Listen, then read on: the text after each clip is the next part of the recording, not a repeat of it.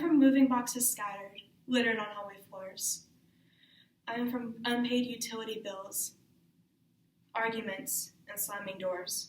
I am from tax return Christmas gifts and food stamp Thanksgivings, from minimum wage, low-paying jobs, and barely making a living.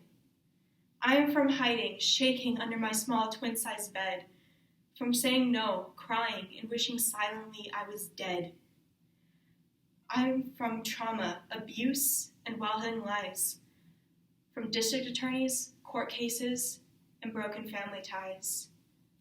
I am from justice, growth, and surviving my past. I am from resilience, confidence, and fears I have surpassed. It is 2014, and my stepfather teaches me what fear is. He separates my life into boxes, separating the past and the present. It is 2017, it is 2018, and I watch my life collapse into boxes again, only this time they're full of everything real that I own. It is 2020, and I stand here today to unpack my life in boxes. A poetry program featuring Anita Ojeda, Lynn Peterson, Ann Sexton, and Matt Clay. My family could write a handbook for leaving. It's best to wake early, 5 a.m., while the neighbors sleep and the moon floats like a pearl in a pool of ink. And half like the empty house is less familiar, less sad. The walls with their nail holes, the carpet, its patterns of wear, curtains with no job to do. I sit and eat powdered donuts on my suitcase, a napkin for a plate, juice out of a paper cup. Make one last check of the cupboards, the countertops, the stair rail.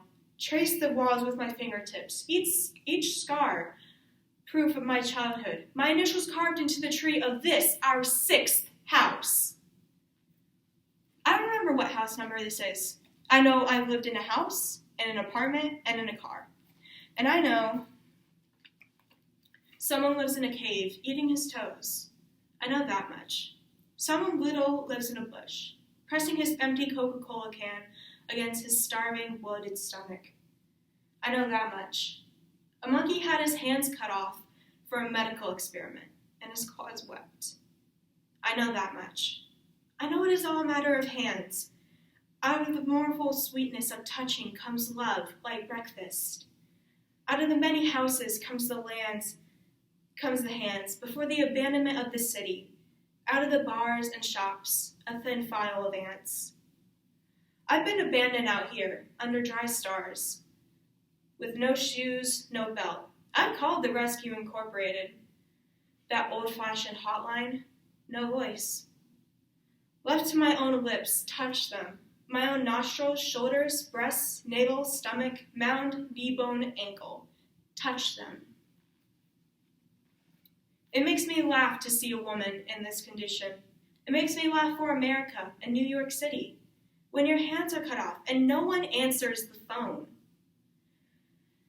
Maybe no one answers the phone because of the service. I don't have Wi-Fi. My family could write a handbook for leaving. The way we pack up during summer solstice, disconnect from people and places, like an abrupt shutting off of electricity. My father's convinced himself that the unknown is always better, the way the retina sees images upside down and corrects itself. Here I smoked candy cigarettes, my breath in winter passing for smoke. The pale green of my bedroom, I counted the number of intersections on the way to school, 4. I bundle memories together, with them like stones, like unwanted kittens drowned in a creek. I never believed in God, but these memories make me want to be saved. Save me. I can't handle this anymore. Please settle my score. Take a knife and scratch my surface. Break the skin and see the blackness. It'd be painful if I could feel it. Feelingless numbness. God, save me. Please, save me. I don't want to feel this anymore. God, save me. Please. Darkness resides within. Break the devil from my existence. God, save me. Please. Can you hear me? What kind of animal constantly moves? The point of migration is the return. We're nomads without the base knowledge of where to find water. These moves are like arranged marriages. Economics now, love later. Maybe it's not against human nature to move. Most of the body is no more than 10 years old. Blood renews itself every 90 days. But leaving disturbs the fabric of a space. I'd rather stay and witness change. My mother always wanted to plant perennials that we never stay to see. I pour some water on the marigolds clattering around my mailbox, their strong scent a beacon to lost souls.